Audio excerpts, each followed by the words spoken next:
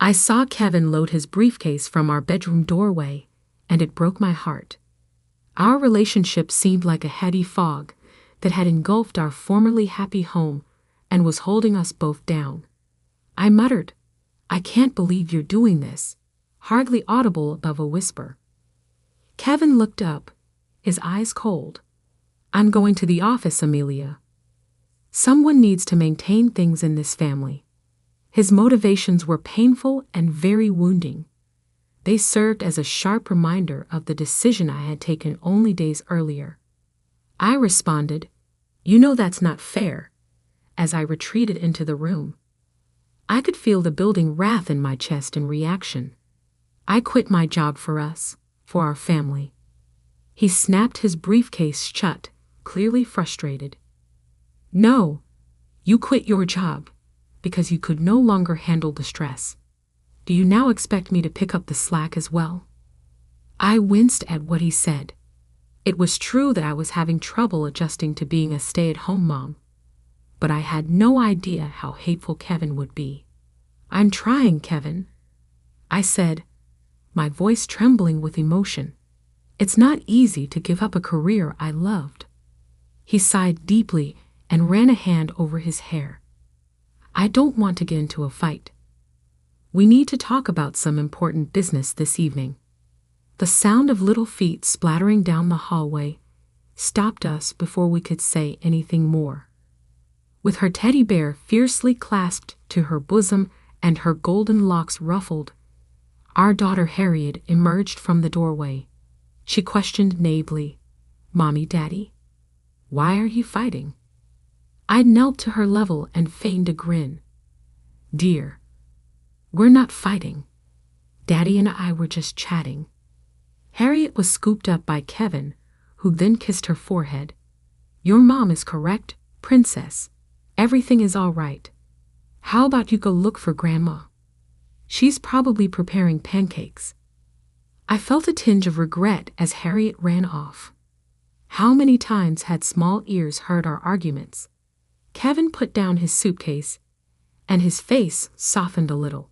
"All right, tonight we'll discuss. I have a suggestion that might help us get back on course." I simply nodded, not believing I could say anything.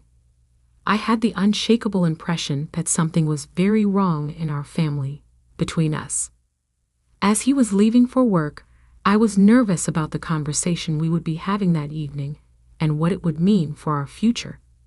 The nagging doubt, dull chores, and my in-laws' constant chatting made the day drag on. I was uncomfortable and hungry, waiting for the adult talk to finish that didn't revolve around gossip or grandkids. By the time Kevin got back home with the kids, well after they were asleep, we retired to the study after supper. Breaking the quiet, Kevin leaned forward and rested his elbows on his knees. He started off by saying, "I've been thinking about how we can tackle some of our challenges." I arched an eyebrow. With a little smile on his lips, he nodded. "What if we buy my parents a house with some of our savings? They could get closer, assist with the kids more, and take up a lot of the burden for the two of us." I sensed the air in the room disappear. "What about the funds we set aside for our future, the college funds for the kids?" Kevin stopped smiling. "I assumed you would be pleased with this. It offers a lot of solutions to our issues." I raised my voice, my frustration reverberating. "Our issues? With your parents?" With a look of annoyance on his face, Kevin stood up.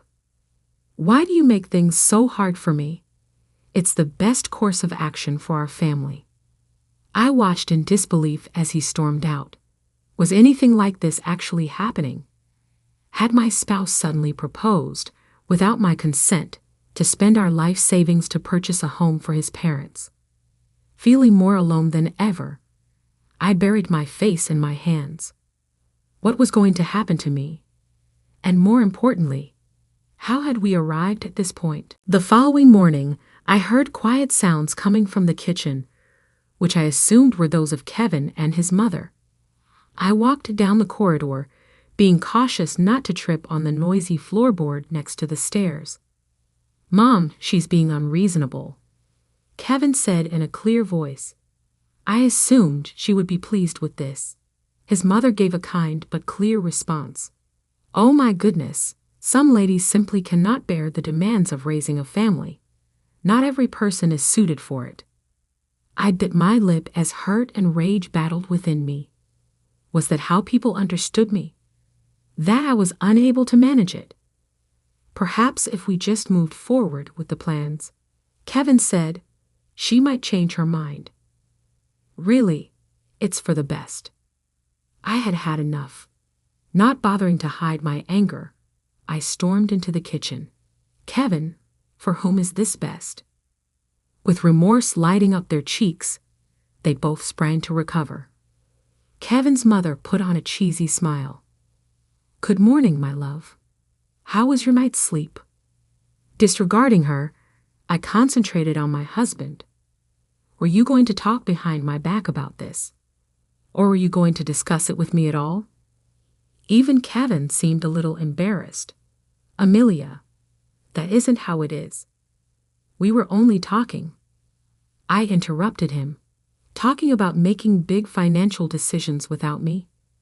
About the future, ours, and our children's." His mother intervened, always the mediator. "Let's not get too fired up just yet. Would you mind if I took the kids to the park so you two could have some alone time?" She was yelling for Harriet and Jason as she hurried out of the kitchen before I could object. There was a sharp stillness between Kevin and me when the front door closed. "You cannot continue doing this," I murmured quietly.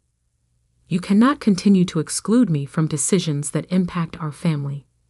Kevin let out a sigh and ran his fingers through his hair. "Amelia, I'm not shoving you out. I'm searching for answers." "Kevin, you've been the one who's been distant," I snapped. "You've been acting like a failure ever since you persuaded me to quit my job because you said I needed to focus on the family." I reasoned and moved away from him as he grabbed me. "That is incorrect. Simply put, I believed that doing this would simplify things. Parents might assist with the children. You'd receive more assistance."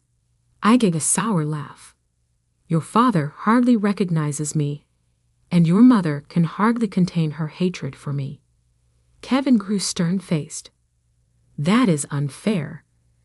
They have been really supportive since you left your work." "Supportive?" I sneered. "They have been choked. You want to spend our money to buy them a house, but I can't make a single choice about our kids without your mother questioning me." He raised his palms. "What else should we do with it? We could use the assistance since it is currently available." I looked into his eyes and saw him clearly for the first time in many months. This man is not the one I weed. This is someone else entirely. "Kevin, I can't handle this anymore," I said. I refuse to be excluded within my own family. His face became more composed. "Come on, Amelia. We are able to resolve this. We just must." He was cut off by the sound of the front door opening and the enthusiastic chatter of our children, accompanied by the voices of his parents. "Daddy? Mommy?" Harriet yelled. "See what we discovered at the park."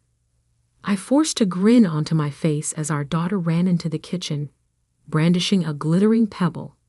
However, I saw Kevin's mother's rough glance above her head. She was certain that she had won this round.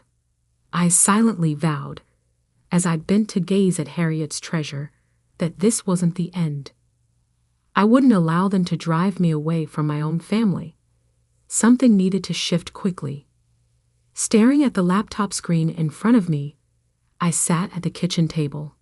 I could see glimmers of the life I had left behind in each email and message that scrolled by. My fingers itched to write a resume so I could go back to practicing law, where I used to be quite successful.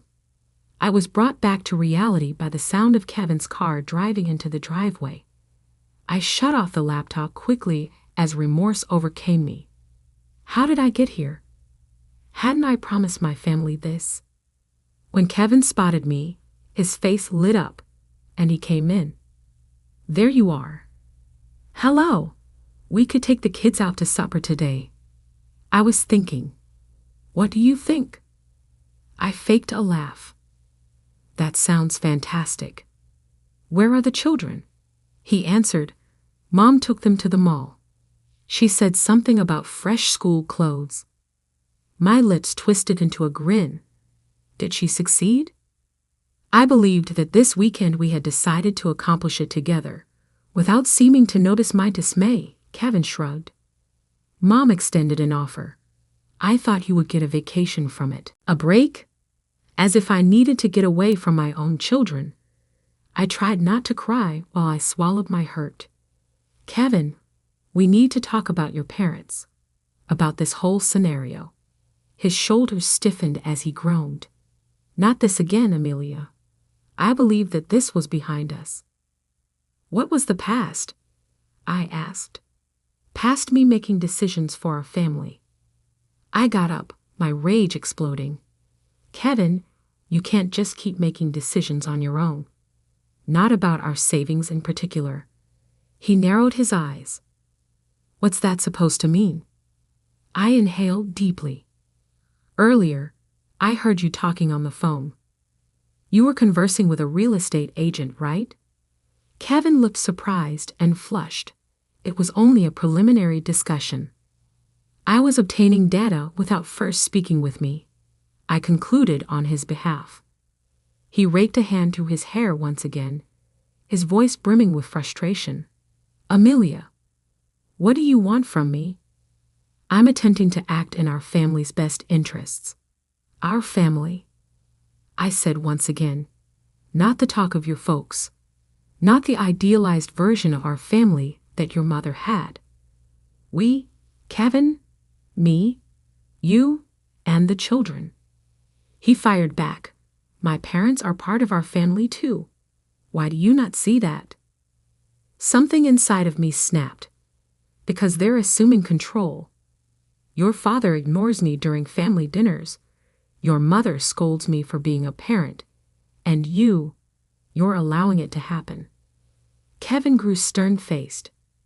That is unfair. They only want to help. I chuckled in disbelief. Is that what you call it when your mother insults my parenting? When your father avoids me at family dinners? Kevin responded, You're exaggerating. But I could tell he was doubting himself. I took a step forward to him and spoke in a deep, low voice. Kevin, am I mistaken? Tell me this. When was the last time your parents weren't involved in a choice that we decided on together? He parted his lips, then shut them again, unable to respond. That's what I thought. I said as my strength began to go. Kevin, I can't continue to live this way. There must be a change. I briefly had a glimpse of the thoughtful, kind man I'd married. However, he soon closed his face once more. You're accurate. Something indeed has to change. You must acknowledge that this is how we now live. Amelia, my folks are here to stay. We'll all be happier if you embrace that sooner rather than later. I was filled with shock and sadness as I looked at him. Has this actually been the state of our marriage? The sound of the front door opening and the eager talk of our kids were followed by the resounding voice of Kevin's mother. She called, We're back. And wait until you see what we bought. Kevin turned to meet his mother and our children, giving me a look that suggested quite obviously that our talk had ended. As I stood there, horrifying reality overwhelmed me. This was no longer simply about Kevin's parents. This had to do with our marriage's future, and for the first time, I wasn't sure whether it really had one. I sat at the desk in our shared study, pen poised over paper, heart thumping in my chest. The place was oddly quiet. This was it, the breaking point. I looked at my watch. It was 2:37 a.m., with his head still in the clouds. Kevin had no idea that our world was about to rock. The kids were safely nestled into their beds, oblivious to the unrest that had been building for several months. My hand trembled as I started writing. The kids and I will be gone by the time you read this, Kevin. This is no longer how I can live. My eyesight became blurry as I released years of grief, disappointment, and betrayal onto the paper. I wrote about my experiences of being ignored, about his parents' persistent interference, and about the dreams I had given up only to be viewed as an outsider in my own home. I let out a sob as I signed my name at the bottom. I smothered the sob quickly, not wanting to wake anyone. This was not the future we had planned together, and it was not how I had expected my life to turn out. However, things happen, people change, and sometimes you have to have the courage to alter your own narrative. I carefully folded the letter and put it where Kevin could see it, in the middle of his desk. Quietly, I made my way upstairs in an attempt to rouse the kids. "Mommy," I shook Harriet gently awake, and she murmured something sleepy. "What's wrong?" she inquired while rubbing her eyes. I whispered, "Nothing's wrong, sweetheart," and lied. "We're taking a little getaway. Could you please assist me with your brother like a big girl?" Though still half sleepy, she nodded. Being the lighter sleeper of the two, Jason was usually simpler to wake up. In a matter of minutes, I had them both dressed and prepared to depart, holding their beloved stuffed animals firmly in their arms. I held my breath as we tiptoed down the steps, hoping that Kevin wouldn't wake up. His snoring from our bedroom was a comforting sound, but it also cut deeply. I no longer felt like I knew this man whom I had previously loved more than anything. We arrived at the car without any problems. Harriet's little voice sliced through the evening air as I strapped the children into their seats. "Where's Daddy, Mommy? Will he not go with us?" Even though I knew the question was coming, I froze, unprepared for it. "No, my dear. Daddy must remain here, but don't worry. We'll see him shortly." Even though the lie hurt my tongue, I couldn't bring myself to utterly destroy their reality. Not quite yet. My attention was drawn to a movement as I slid into the driver's seat. Kevin's mother was standing there in the upstairs window. When our gazes locked, time seemed to stop. I saw the beginning of comprehension, a spark of wrath, and then, shockingly, something that nearly seemed like satisfaction. I fired the engine and slid out of the driveway without thinking.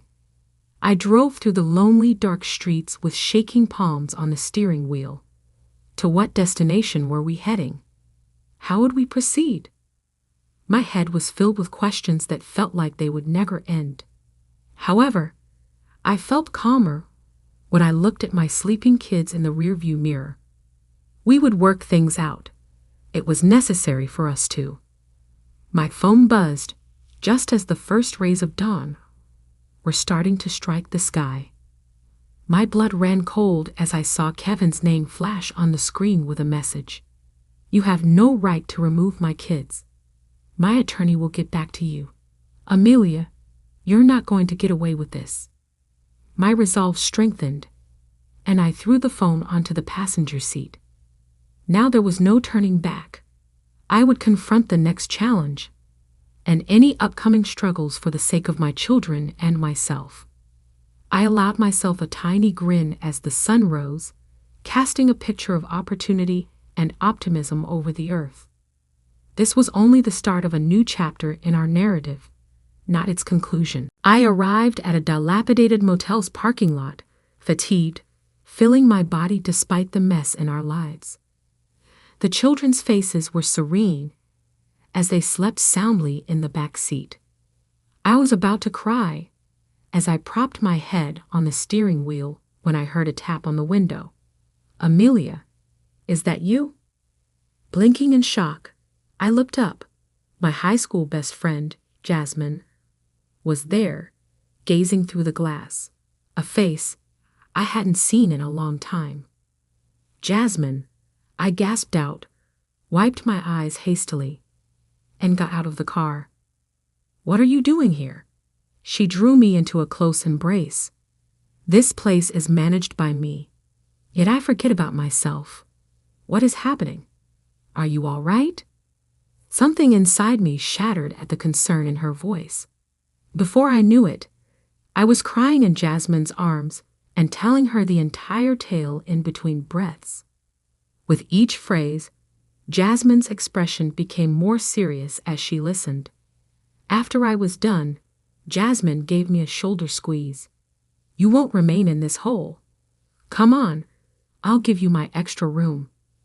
After an hour, the kids were nestled into cozy beds, and I took a seat at Jasmine's kitchen table, enjoying a warm cup of tea. "So, what's your plan?" Jasmine inquired politely. Feeling confused, I gazed into my tea. "I'm not sure. I simply could not stay there any longer.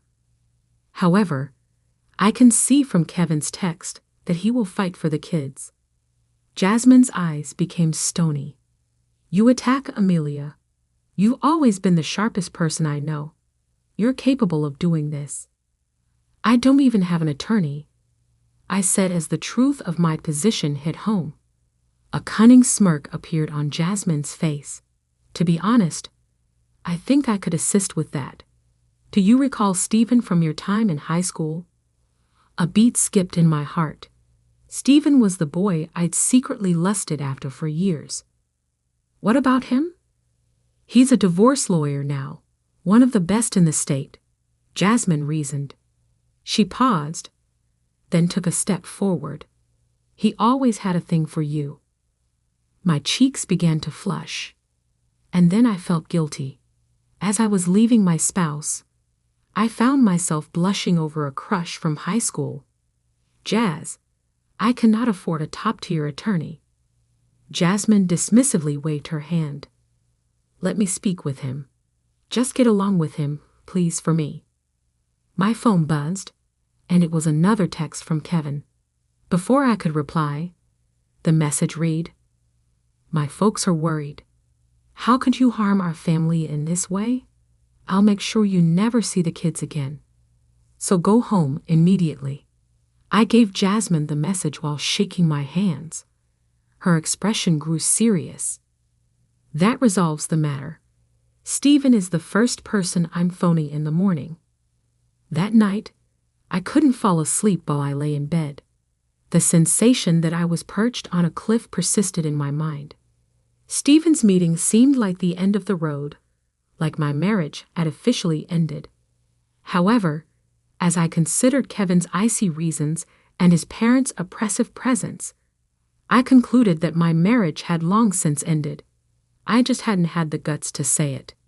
I heard Jasmine's voice in the corridor when I woke up the following morning. "Yes, Stephen, you can meet her at 2 p.m. Many thanks for it." Jasmine turned to face me as I came out of the bedroom, her expression a mix of excitement and trepidation. "Amelia, Stephen agreed to meet with you today." My heart pounded. This was the turning point in my life, and the turning point in my children's lives as well. "Great," I said, astonished by the volume of my voice. I hugged my drowsy kids and got ready for the day. As I did, hope kindled in me. Something I hadn't felt in years. I no longer felt alone. No matter what lay ahead, I felt ready to fight for the life I deserved. For the first time in a very long time, I waited in Stephen's office, smoothing down my shirt and attempting to get my anxiety under control. It was obvious he had changed from the bashful youngster I recalled. When he stepped in, Stephen held out his hand with a confident, comforting look on his face. "It's been too long, Amelia. I apologize that we have to meet in this manner." A familiar flutter emerged in my gut as we sat down, but I ignored it. This was about my future, my children's future, not about past crushes or what-ifs. Stephen listened carefully as I described my circumstances, his brow furrowing at every new detail. He leaned forward, his gaze fierce.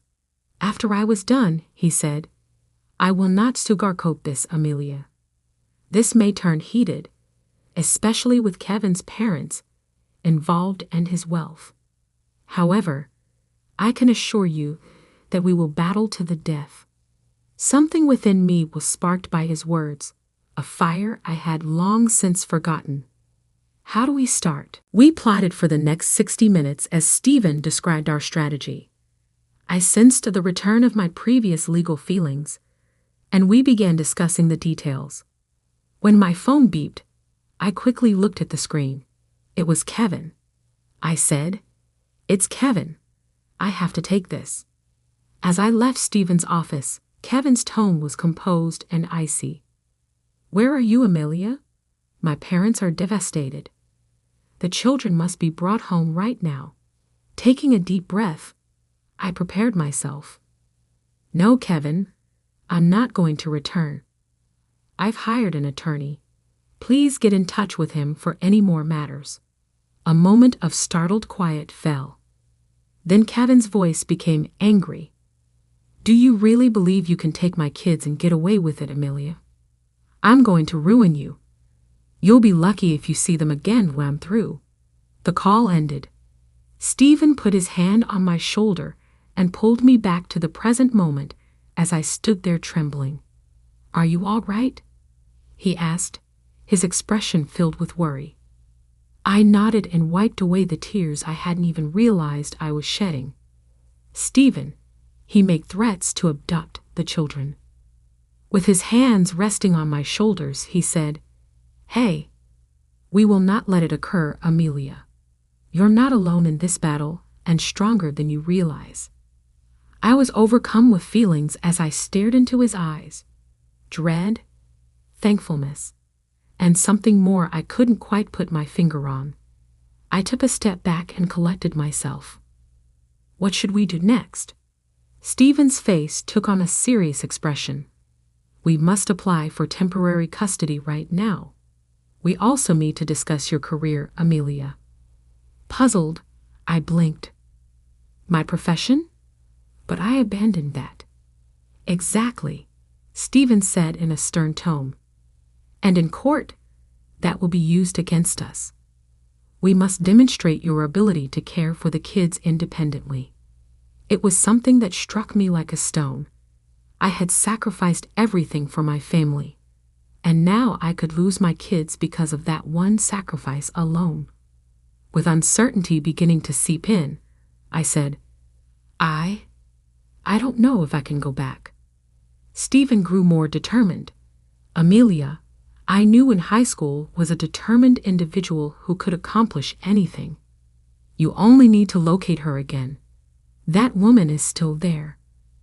That day when I walked out of Stephen's office, my head was spinning. Rebuilding my profession, fighting Kevin and his parents, and attempting to keep my kids safe felt like an impossible task. But I felt a glimpse of optimism for the first time in years. Harriet's big eyes met mine as I tucked her and Jason into bed that evening. "When are we going home, Mama?" My heart tightened. "Oh, my dear," I replied, drawing her near. "We're at home now. Our home is wherever we are when we are together." I vowed in silence as I held my daughter. I would build us a new home, one that was free of love, respect, and hardship. No matter how long it took or how fierce the battle was, I was prepared for the difficult path ahead. The old Amelia was coming to her senses and ready to reclaim her life. In front of me stood the courtroom, a rising reminder of the conflict I was going to engage in. Grasping my suitcase firmly, I attempted to calm my anxiety. Our interim custody court was today, and I knew that Kevin and his parents would make a big deal out of it. Stephen touched my shoulder with a kind hand. You can succeed, Amelia. Keep in mind all we've planned. I nodded. As we stepped into the building, I inhaled deeply. I saw Kevin, his parents, and their attorney huddled together. My fury boiled at my mother-in-law's nasty expression. When the hearing started, I watched in growing terror as Kevin's attorney presented me as an unstable, careless mother who had deserted her family on a whim. They'd brought up my choice to resign from my position, misrepresenting it as proof that I couldn't support the kids. Stephen expertly made our case when it was our turn, emphasizing my years of successful legal practice and commitment to my kids. However, I noticed the judge's doubtful look. Uncertainty tore at me. Had I committed a grave error? I noticed Kevin's mother talking loudly in the hallway during our recess break. Naturally, as soon as we gain custody, we'll be moving in to help with the kids instead of some unstable mother who can't decide what she wants out of life. They need a secure environment. A part of me broke. I marched up to her before I had a chance to consider. How could you? I growled. From the beginning, you have been attempting to push me away. Guess what, though? I'm over being treated unfairly. I will use every ounce of might to battle you for those children of mine. Kevin's father moved to separate us. Amelia, you've gone insane. Right now, you're supporting our argument that you're unfit to be a parent. When I turned to face Jasmine, her eyes were flaming. I felt a touch on my arm. Remove yourself, she told my in-laws. You are no longer allowed to harass her. Stephen showed up as a gathering formed and gently drew me away. This isn't helping, Amelia. We must pay attention to the hearing. However, the harm had already been done. As soon as we entered the courtroom again, I sensed the judge's critical stare. My outburst had given Kevin the upper hand. Given the evidence submitted and the recent display in the hallway, the judge said, I'm inclined to grant temporary custody to the father with supervised visits for the mother. The entire globe appeared to be tilted. My breathing stopped. This cannot be taking place. Stephen asked for a break right away, and the judge reluctantly agreed. I followed him into a private conference room. In drowsiness, Stephen pleaded, Pay attention to me, Amelia. We still have work to do, but we must adjust our strategy. You must demonstrate to the judge that you are a responsible, stable parent who prioritizes your kids. With tears flowing down my cheeks, I gave a mute nod. However, Stephen, how are they going to take my babies? I can't let them go. His gaze was fierce as he held on to my shoulders. I need you to get yourself together because we are going to fight this. I know Amelia, who never gives up. She refuses to be bullied by anyone. Where's that Amelia? His comments ignited a flame of purpose within me, piercing through my sadness. I straightened my back as I wiped my eyes. She is here, and she is prepared for battle.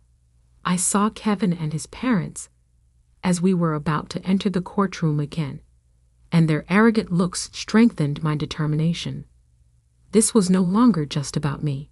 It was also about proving to my kids what it meant to stand up for oneself and escape their hold on me. After inhaling deeply, I squared my shoulders. The conflict had not ended. It was only getting started, in fact. And this time, I was prepared for battle. With my pulse racing, I watched the judge get ready to hand down his decision in the courtroom. It had taken months of struggles, restless nights, and unwavering resolve to get to this point. Seated on the other side were Kevin's parents and himself, their expressions a mix of hate and confidence. The judge's voice echoed through the hushed chamber as he spoke. This court has carefully considered all presented evidence in the matter of custody for Jason and Harriet. Feeling Stephen's comforting presence alongside me, I held my breath. The world appeared to stop when the judge announced that Amelia Matthews would receive primary custody and that Kevin Matthews would have significant visitation rights. As the court proceeded to go over the specifics of the custody agreement, I could only concentrate on the tremendous sensation of relief and vindication that rushed over me. I heard Kevin's mother gasp and saw Kevin's face crumple in shock. Stephen looked up at me. His smile was contagious, encouraging, and more than that, it made my heart skip a beat. Kevin came over to me outside the courthouse, his parents watching from a distance. "Amelia, I'm sorry for everything," he murmured quietly. I nodded, astonished that I didn't feel angry. "I apologize as well, Kevin, but this is best for all of us." I felt a weight lift off my shoulders as they left. Not only had I prevailed in the custody dispute, but I had also won my independence. Jasmine came running up and gave me a bear hug. "You succeeded, girl. I knew you could." I laughed so hard that happy tears ran down my cheeks. "Jasmine, without you, I could not have succeeded. You gave me hope when I had none that night at the hotel, and you rescued me." She gave my hand a squeeze. "That is the purpose of friends. Go now and enjoy the occasion with your children, and perhaps a certain attractive lawyer." I looked at Stephen, who was putting his briefcase away, and his face flushed. My gut gave me that recognizable flutter as our eyes locked. After a happy reunion with Harriet and Jason later that evening, I sat on Jasmine's porch and watched the sunset. Stephen came over to join me, holding 2 glasses of wine. He handed me a glass and said, "To new beginnings." I grinned and gently tapped my glass against his. "To fresh starts." Stephen finally said something after a little period of comfortable silence. "You know, Amelia, from what I've been seeing these past few months, you're amazing. I can see that you've changed from that first day when you came into my office. The way you battle for yourself and your kids." I nodded, a wave of pride rising within me. "I'm not. I just discovered aspects of who I had assumed to be lost forever." Stephen reached out to touch me, and his touch ignited something within me. "Maybe we could grab dinner sometime, just the 2 of us, now that the dust has settled." Looking into his eyes, I saw adoration, tenderness, and the possibility of something more. I hesitated for a moment, old fears trying to resurface. But then I reflected on everything I had overcome and achieved. "Yes, please," I said in a low voice. I reflected on my path, all of the struggles, despairing moments, and suffering that had brought me to this point. I knew this was where it had all ended as the last of the sunlight cast vivid hues over the sky. I had reclaimed my power, my independence, and a support system I never knew I needed. For the first time in a long time, I felt hopeful about the future, even if everything was still unclear. I still had my children, my independence, and perhaps a lifetime of love ahead of me. This was only the beginning. It wasn't the end. I realized this was my new beginning as I tasted my wine and felt Stephen's warm hand in mine. I was ready to savor each and every moment.